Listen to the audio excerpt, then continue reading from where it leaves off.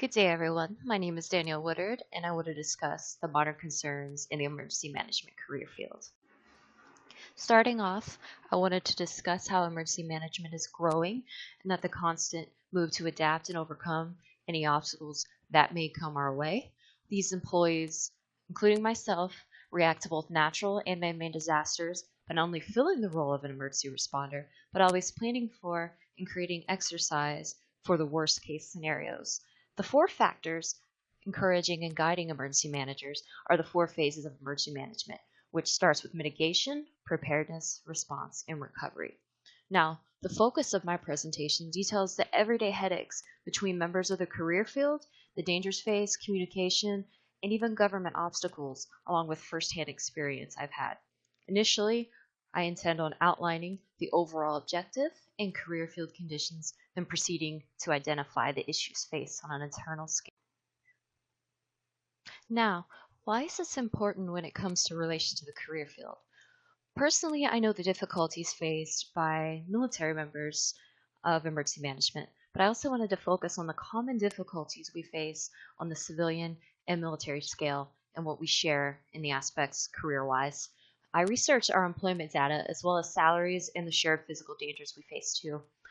Funding across all sectors, military and civilian, has always been touchy. Emergency management just does not affect everybody in the career field. It extends to everyone to be receptive to direction advised in times of crisis. Additionally, on top of expounding on my experience on a surface level, I want to discuss what went right and what difficulties were faced in those responses. Now, what I thought was important to discuss was our employment statistics, the range of our salaries, physical dangers we can face in the career field, the 2017 proposed budget cuts, the cause and effect of funding, my personal experiences in the field, and lastly, I wanted to summarize basically everything we're going to talk about. And at the very end, I'll have a slide dedicated to the works that I've cited and used. Requirements and facts within our career field consist of initially having a bachelor's degree to enter the field, as well as National Incident Management System specific training. Emergency managers also have various specialized requirements based on location-specific hazards. Starting off, you can be a hazmat technician. Personally, I am a Tech 2 certified hazmat tech.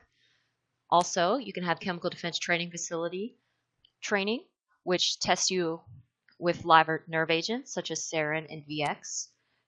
Also, you take FEMA courses, you get nuclear-specific training, you work within the Emergency Operations Center, you take FBI sampling courses, you write plans for any kind of disaster that may come up, and you can become a certified emergency manager. Listed on the right, I pulled some data from the Labor Bureau, and for 2014, the employment started roughly at 10,500. In 2024, what they project employment to be is well over 11,000. Here, I wanted to list salary trends in 2016 within the career field. As you can see, it ranges specifically by which organization you tend to join. For example, government median income is over 54,000. DoD contractor is well over 70,000. And in the middle, you have military, which greatly ranges due to ranks given within the military. The average seems to be roughly around 50,000. However, DoD contractors can make almost $100,000. These statistics I also pulled from the Emergency Management Degree website, as well as the Labor Bureau of the United States too. In this video, I wanted to show the impact of a mass chlorine release in Graniteville, South Carolina back in 2005. The incident was very catastrophic, and it took a large impact on community and local responders. Members of the local community were not only injured, but resulted in 9 fatalities. Emergency and first responders spent 10 days working 24 hours straight to make the area safe and livable once more for the villagers. Emergency management personnel faced not only hazmat danger, but CBRNE, which means chem, biological, radiological, nuclear, and high-yield explosive dangers, as well as natural disasters. Persons in our career field also make decisions and responses that could not only result in injury or death for a responder, and the public is also at our mercy if we make a wrong decision. Now that I've identified physical dangers, I wanted to focus on the invisible ones that can also affect our responses. Before I get to the cause and effect of the invisible dangers that we face, I first wanted to highlight the proposed budget cuts in 2017. Overall, FEMA will be cut about $536 million from its grants in education, which will really result in the community getting less education as well as the responders getting less training. The main unseen dangers we face are the results of funding and the eternal cause and effect cycle that it creates and perception to our career field. The figure I presented here outlines the cause and effect reaction that our government seems to portray and the toll it takes on us and the public. Funding loss is the catalyst, and the loss of employees is due to budgetary constraints. With the loss of many employees, we are much more busy and more ground will need to be covered with efforts. As with the slower responses, the public views emergency managers as unsympathetic and unconcerned with their well-being.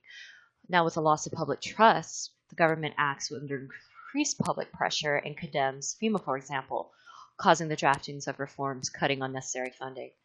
Lastly, the effects then wrap up and back around, causing an unending cycle of the same thing with no different solutions. I wanted to discuss my experience within the field, but I also wanted to notate that I've only had the experience of a military emergency manager. For each, I want to discuss what happened, to initiate the response, describe our effort, and examine positive and negative observations when we responded. First, I wanted to outline the B-52 crash that occurred here on Guam back in May. Now, I personally responded to this crash for about a week straight as an emergency responder, and our main concern was potential radioactive sources on board of the aircraft. My coworkers and I continually assisted the Safety Investigation Board on how to enter and properly evacuate the scene. However, we were very surprised to find that no crew members were injured, though the plane was a total loss. Now, positively, first emergency responders worked well in getting the evidence we needed to figure out how this occurred. The scene was well controlled, and due to the diligence of responders, the Emergency Operations Center was only active about 2 days. Issues to improve upon, however, were firstly, no one properly decontaminated after entry and through the cordon. This could have posed a massive hazard, just not to the entry crew, but the other responders, as radioactive particulates and due to being alpha particles were airborne. The complacency could have caused these particles to be lethal if inhaled. I also wanted to discuss Super Typhoon Dolphin. Now, it hit Guam as a Category 2 before going out to sea and gaining strength. The typhoon had max winds on Andersen Air Force Base at about 106 miles an hour, and the image I attached on the left was taken outside my front door on May 16th of 2015 during the early stages of impact with the island. Now, Dolphin was actually quoted of having sustained winds over 100 miles an hour near the center of the cyclone as it made its closest approach. During the storm, I worked in the Emergency Support Function 5 in our Emergency Operations Center. I helped report base status, guide other ESF functions, and assist afterwards with base recovery. Now, the EOC staff worked together diligently to make impact to personnel as minimal as possible. And together, we managed to divert a plane from Guam's airport to the base because of power loss at the actual airport. I would also like to stress that different services came together to help the base recover and assist with cleanup. The incident command system was followed perfectly by all military personnel. One noticeable downside I noted was the poor reciprocation of response efforts by civilian counterparts at FEMA. We had no common program to speak with them during the storms or to take any kind of request for assistance from us.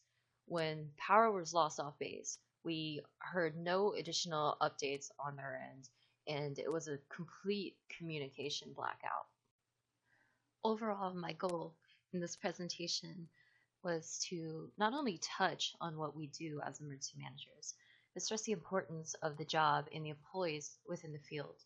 While responders face internal issues with themselves Overall, the real issue is the importance of political backing. Jerome Kahan states, FEMA's goal of continually to effectively meet its disaster relief responsibilities can be reached only if political influences are not allowed to complicate and perhaps even halt its progress. And without the support of our government and other first emergency response personnel, we can honestly never reach the attention of the public with the importance of our purpose. While issues in response result in finger pointing and right and wrong, I'm very hopeful for this career field, especially in regard to political and public support. Here are the sources I used, and they really range from civilian and military counterparts. And I found them very useful and aiding in this project to get my point across, especially the salary statistics as well as additional imagery that I added into the presentation. In closing, I just want to add that if anybody had any questions about the career field in the military aspect, I would be more than happy to answer them. And if I can assist in guiding you towards someone within FEMA, if you had any questions within the career field, I can definitely help as well. Thank you for your time.